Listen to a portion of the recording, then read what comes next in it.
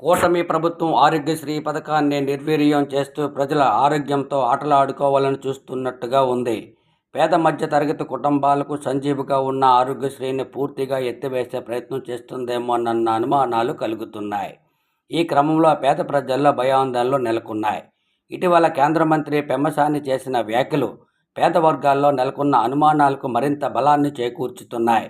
చంద్రబాబు హయాంలో 5 లక్షల వరకు మాత్రమే ఉన్న ఆరోగ్యశ్రీ పరిధిని జగన్మోహన్ రెడ్డి ప్రభుత్వంలో 25 లక్షల వరకు పెంచి అమలు చేసింది. ఆయుష్మాన్ భారత్ కార్డు ఏపీలో 60 లక్షల మందికి వర్తిస్తుంటే ఆరోగ్యశ్రీ కార్డులో 1.42 లక్షల కుటుంబాలకు వర్తించేలా గత ప్రభుత్వం చేసింది. ఏడాదికి ఆయుష్మాన్ భారత్ బడ్జెట్ 300 కోట్లు అయితే ఆరోగ్యశ్రీలో 4,100 కోట్లు ఖర్చు చేసిన ఘనత గత ప్రభుత్వానికి దక్కుతుంది. ఈ ప్రభుత్వానికి ఇలాంటి నిర్ణయాలు ఎందుకు వస్తున్నాయో ఆ దేవుడికే ఎరుక.